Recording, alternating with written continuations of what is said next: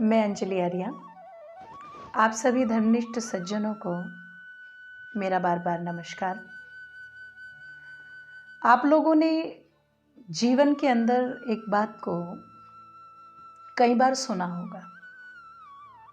प्रत्येक व्यक्ति की इच्छा रहती है कि जिस दिन मेरी मृत्यु हो और ईश्वर मेरे कर्मों के साथ में न्याय करे तो मेरे जीवन की व्यवस्था यह बने कि मैं स्वर्ग में जाऊं।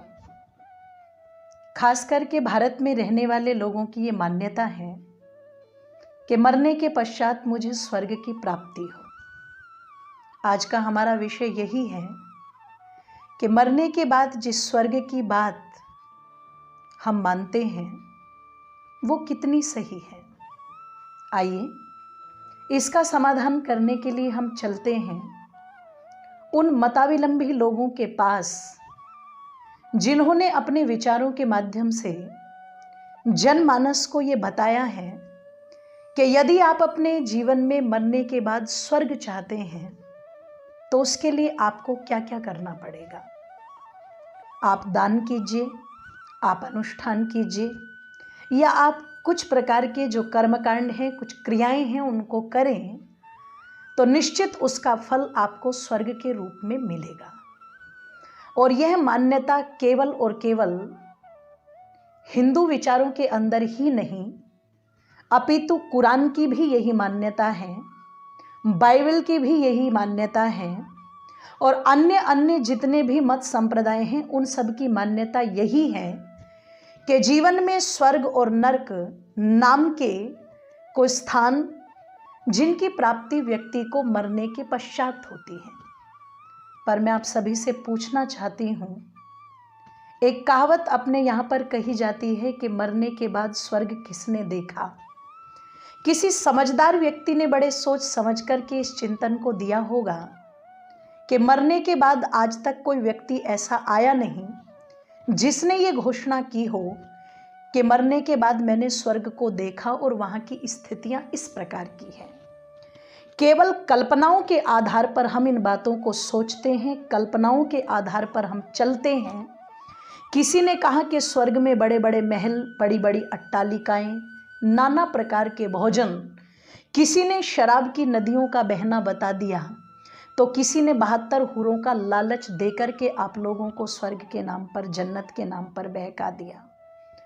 पर इस भारत की धरती पर एक ऐसे भी महान व्यक्तित्व पैदा हुए कि जब उनसे जाकर के किसी ने पूछा कि क्या आप स्वर्ग को मानते हैं तो वो महान व्यक्तित्व थे महर्षि दयानंद। बड़ी विनम्रता के साथ उन्होंने उत्तर दिया, सारी दुनिया मानती है तो मैं भी मानता हूँ। प्रश्नकर्ता ने पूछा, अगर आप स्वर्ग को मानते हैं तो क्या आप उसको हमें दिला सकते हैं। ऋषि के शब्दों में अंतर था। जहाँ सारी दुनिया के धर्माचार्य स्वर्ग दिलाने का दावा करते हैं वहाँ हमारे महर्षि दयानंद कहते हैं मैं दिला तो नहीं सकता, लेकिन आप स्वर्ग में रह कैसे सकते हो इसका तरीका जरूर बता सकता हूँ। प्रश्नकर्ता ने पूछा वो तरीका क्या है और तरीके के पहले ये भी बता दीजिए क्या आप मरने के बाद ये स्वर्ग मुझे दिलाएंगे। ऋषि ने कहा देखो, स्वर्ग का मरने से कोई लेना देना नहीं है। ध्यान दीजिएगा, ऋषि के ही शब्द थे कि स्वर्ग का मरने से कोई लेना देना नहीं है। मैं समझती हूँ बड़ी प्रसन्नता उस व्यक्ति को हुई और निसंदेह वो प्रसन्नता हमको भी होगी यदि कोई कह दे कि स्वर्ग में रहने के लिए मरने की कोई आवश्यकता नहीं। उस व्यक्ति का दूसरा प्रश्न था, अगर आप जीते जी स्वर्ग मुझे दिलाएंगे तो जल्दी से बताइए वो कौन सा वाहन जिस पर बैठ करके मैं स्वर्ग में जा सकूं, वो कौन सा दान है जिसको करके मैं स्वर्ग में जा सकूं। तो ऋषि ने कहा देखो, स्वर्ग में रहने के लिए किसी वाहन की भी आवश्यकता नहीं और मुझे देने के लिए किसी दान की भी आवश्यकता नहीं। हैरानी में भर करके वो व्यक्ति पूछता है, आप किस स्वर्ग की बात कर रहे हैं। ऋषि दयानंद ने कहा, मेरे मित्र, मेरे भाई, मेरे बंधु, मैं उसी स्वर्ग की बात कर रहा हूं जिस स्वर्ग को व्यक्ति चाहता है। पूरी दुनिया के लोग जिस स्वर्ग की मान्यताओं को अपने मस्तिष्क में लेकर के चल रहे हैं, मैं उसी स्वर्ग की बात कर रहा हूं स्थान पर किसी भी वाहन की आवश्यकता वहाँ पर पड़ती है जहाँ एक स्थान से दूसरे स्थान पर जाना हो।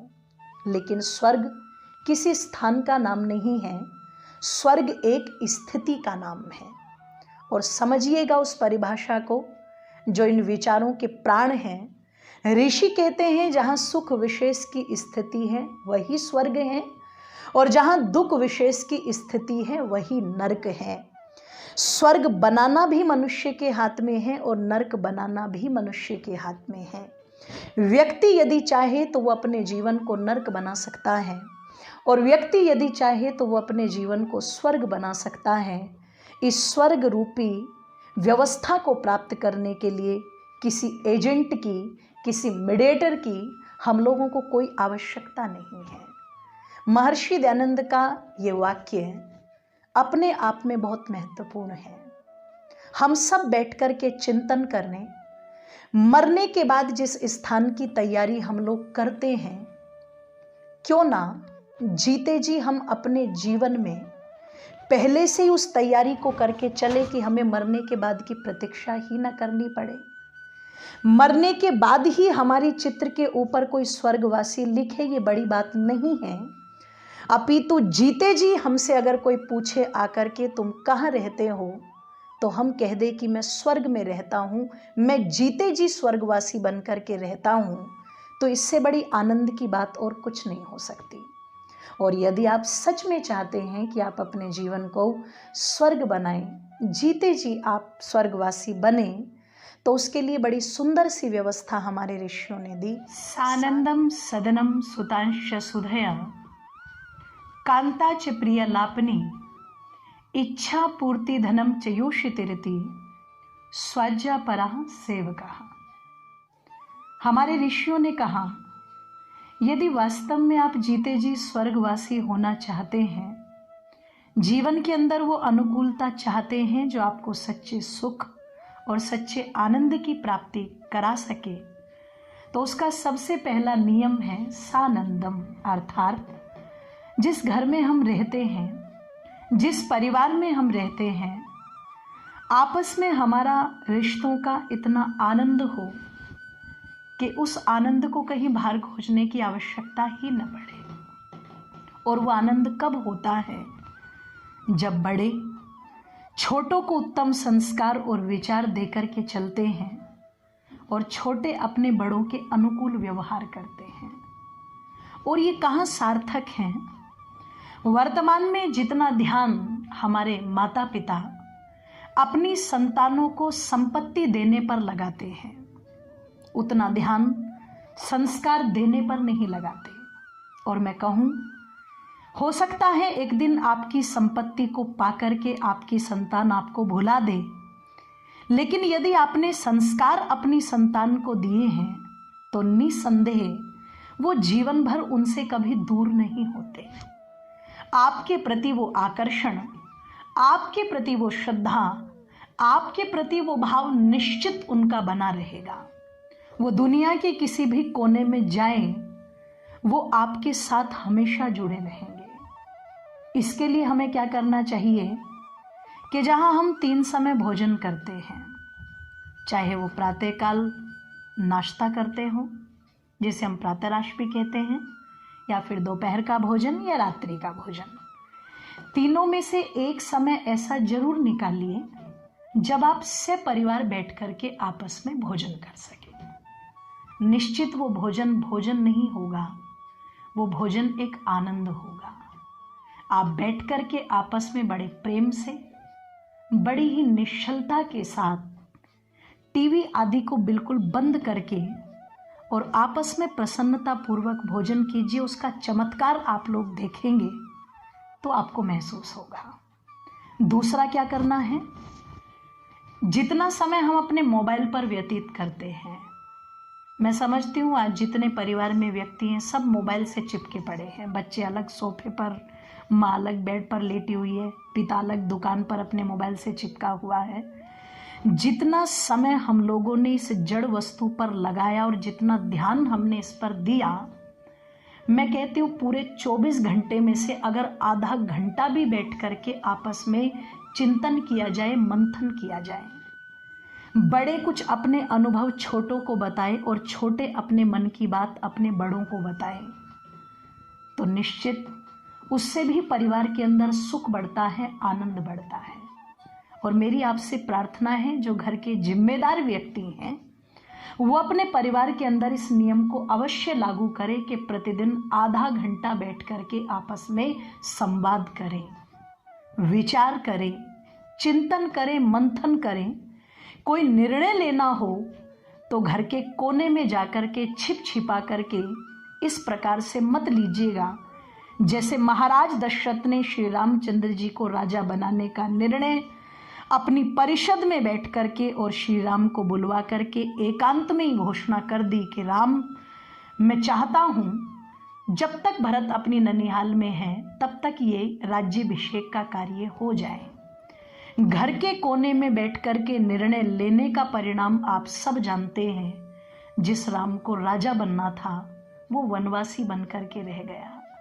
इसलिए घर में कोई भी निर्णय जब ले तो केवल आपस में ही गुपचुप तरीके से न लें, अपितु सबको एक जगह पर बैठा करके स्पष्टीकरण देते हुए परिवार के हित में यदि वो निर्णय है तो सबको विश्वास में लेते हुए वो निर्णय ले, ताकि मंथरा जैसी कोई विपरीत विचारधारा की ये कह करके अपनी बात को प्रबल न कर सके कि यदि महाराज दशरथ को तुमसे प्रेम होता कैकई तो रामचंद्र के राज्याभिषेक की बात वो तुमसे जरूर कहते। ये मौके होते हैं जब हमारे घरों की जड़ें हिल जाती हैं।